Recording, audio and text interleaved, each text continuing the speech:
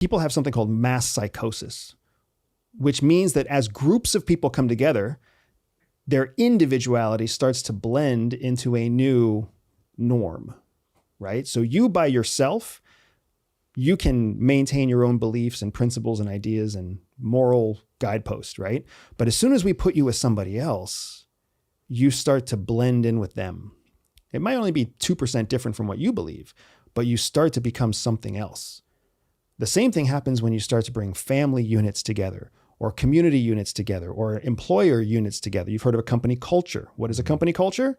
It's a unique culture that the people who come into the company start to adopt. They might have believed in, independence and innovation and disruption before, but now that they come into a company, now it's the company's brand of disruption and the company's brand of innovation, right? They adopt a norm to belong to what they are attaching themselves to, right? That's a type of psychosis, the type of mental model that's adopted because they want to have a biased group of people that they belong to. It's a cognitive bias, it's the in-group bias, right? As those groups get larger and larger, what do they become? They become countries, they become governments. So going back to your Lusitania example, what was Churchill the most interested in? Protecting the lives of individuals in the UK or in Britain, or protecting the British government? What was he actually more afraid of happening? The destruction of lives or the destruction of the government?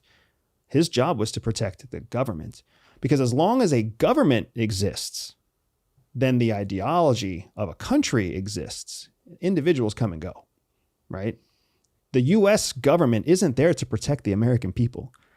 It's there to protect the American government, right? We take an oath when we join any kind of DOD, CIA organization. Anytime you join a national security organization, you take an oath that says to support and defend the Constitution against all enemies, foreign and domestic. The Constitution is what defines what is the government. You don't take an oath to defend the American people. You take an oath to defend the Constitution. It's a very different thing. American people come and go. America looks very different now than it looked in 1955, right? You can't defend the people because the people all have different opinions that change, that evolve. Some people are educated, some people are less educated. Some people are educated from the wrong schools. Some people are educated from outdated schools. I mean, anybody who's spent a Thanksgiving with their grandparents knows, thank God, America isn't what those people grew up in anymore. But one day we'll be the grandparents. So why do we think that our government is there to protect us? It's not. It's there to protect the way we live. It's there to protect the ideology of a country. So Churchill understood that, and he understood that there are actions that we can take that increase the probability of a favorable outcome that benefits us in this current conflict in a way that preserves the longevity of Britain. That's the matrix that I wanted to introduce you to, right? This idea, there's a second matrix, or a matrix that we use in Intel that talks about probability versus reliability.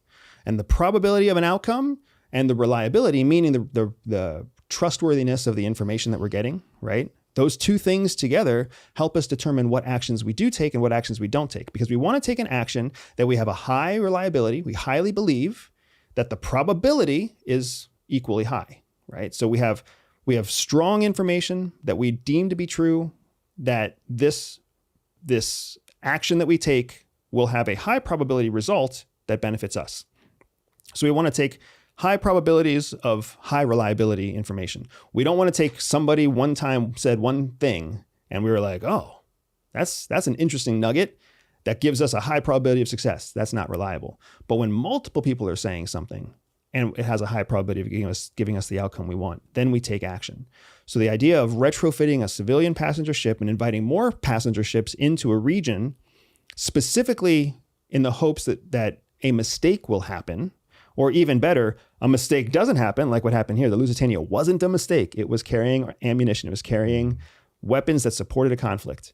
So the Germans weren't wrong in sinking it, technically, right? But by controlling what we shared about it to the people, we were able to control what the people, or Britain was able to control, and the US was able to control how the population interpreted it. Why did it matter? Because the population thinks through that lens of mass Psychosis.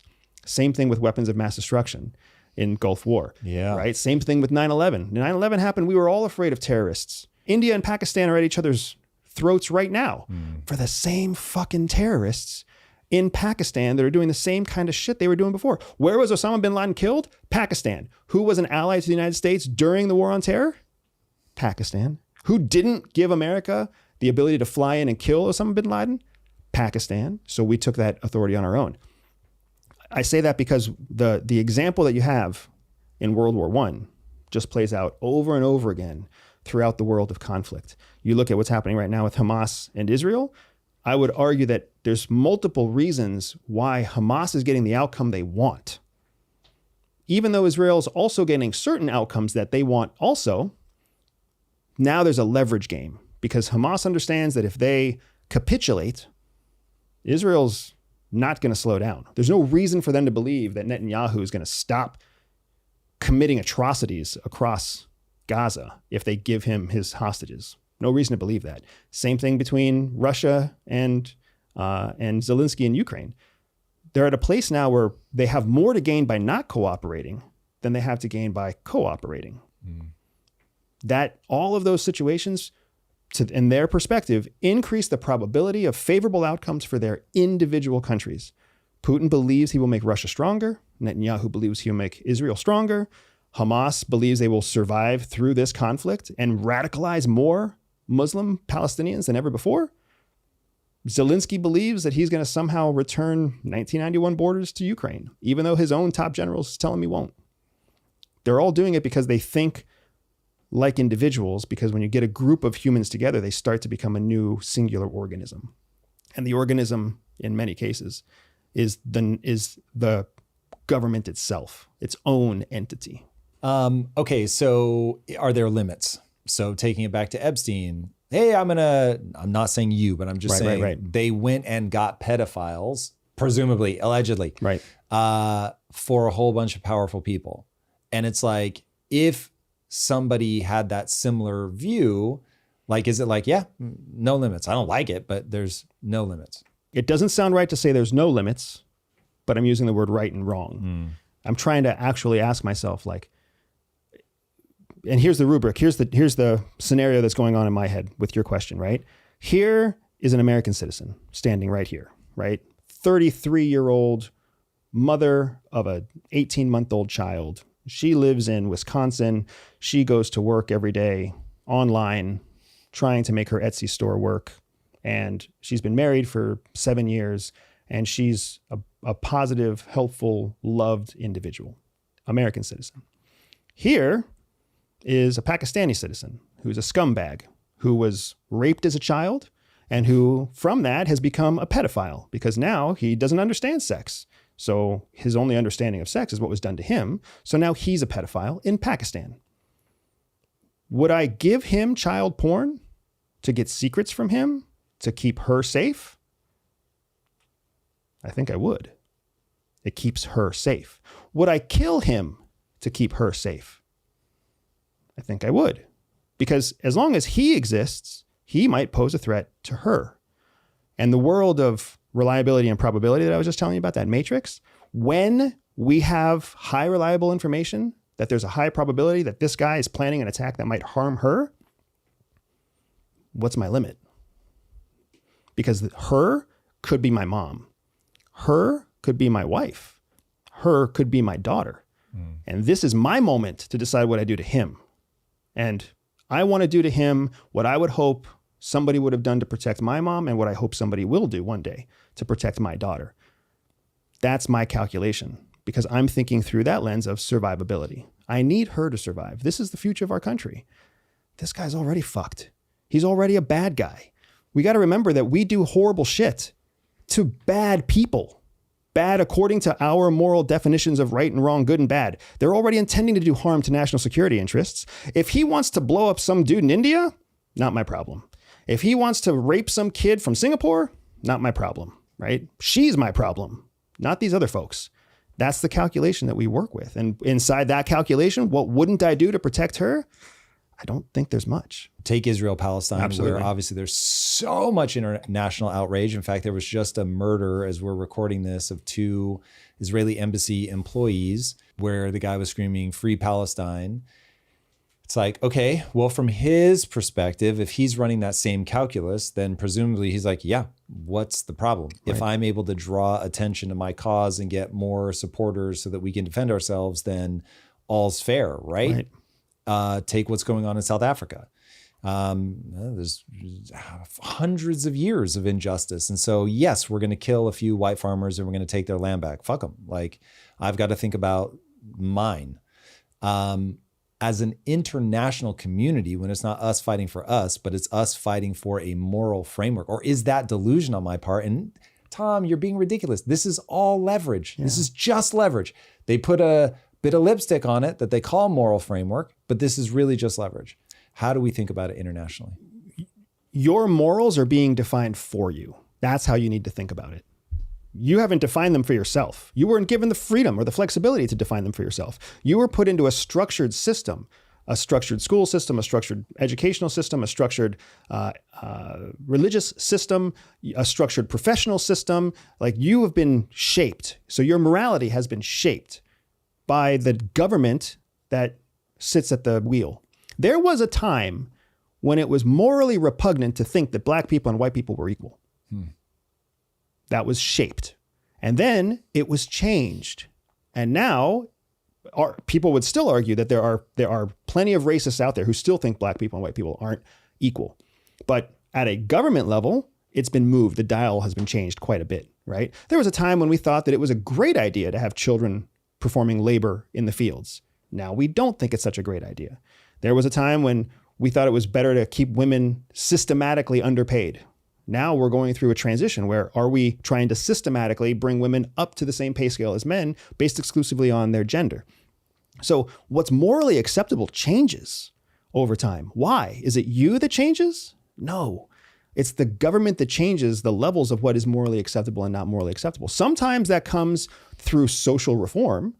Sometimes it's a marriage of social reform and political reform. Sometimes it's nothing more than blind political ambition and people trying to make a career in politics and looking for a cause that they can stand behind, right? And a cause that's going to take them to the top. They don't even believe in it themselves. They just want to get the benefit of it and they use it as leverage, right? That's the world that we live in. Russia, prior to invading Ukraine, believed, the surveys just came out recently, Russians believed that the most important thing was quality of life. That's what the average Russian believed in at a rate of like 65% of Russians polled prior to the invasion of Ukraine.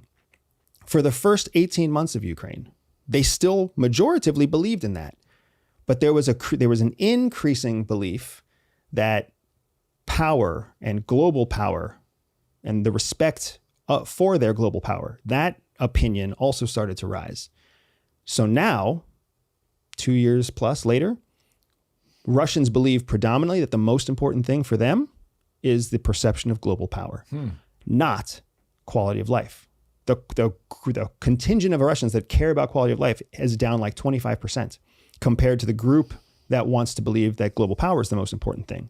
So Putin's war in Ukraine and what the propaganda machine and what the context for the West versus East power struggle, all of that has shaped what is now a new level of moral priority for Russians themselves, right? The same thing is happening to Palestinians. The same thing is happening to Sunni Muslims all across the Middle East. The same thing is happening to Israelis. The same thing is happening in America, right? There's a bell curve of people who are still undecided, right? That's the majority of people. They're still undecided. They hear arguments on both sides, but they generally keep their conclusions to themselves. And then you've got on the outsides of the bell curve, the two extremes. The one extreme that's very vocal in favor of whatever the action is, and the other extreme that's very vocal against what's happening, right? Everything breaks out into the 80-20 rule. So those are what we see the most. The dude who just shot 2 people coming out of a young diplomat's party, that dude was fucked up. There are better ways to get a more effective outcome than that. But that individual was an outlier. They weren't able to process or think through the better way to do it. Just like Luigi Mangione. He thought killing the CEO of United Healthcare was the best, most effective thing he could do to shed light on the problems with American healthcare. Some would say he did a good job, and they still do. And other people say he didn't. A lot of people. So it's what we're getting at is that this idea of morality is given to you. Unless you take control of it yourself and say, this is how it pertains to me. But I'm reading a therefore. So your morality is given to you. It's not real. The stuff changes over time. Therefore, at the level of nation state, you have one job: keep your nation safe. Be as morally flexible as you need to be. And that would say the same lesson applies to the individual, right? The individual needs to understand your government is not there to protect you. The American government is not there to keep us safe. It's not there to serve us. It's not there to keep us safe. It's there to serve itself. And as long as we serve within the confines of what it has dictated is beneficial for the American public, as long as we follow those rules, pay our taxes, do things the way that they let us do things, right? As long as that's what we do, they won't hinder us. They might even help us. But as soon as you try to go outside of that, things get much more difficult, right? As soon as you try to live off the grid, things become difficult. As soon as you try to, exercise whatever right you interpret as yours, but they think is difficult, like just trying to take a pet from one country to another country becomes bureaucratically difficult. Whenever you run into that bureaucratic difficulty, what you're really running into is you are outside of the norm that the government has set in place to maximize and optimize its own survivability.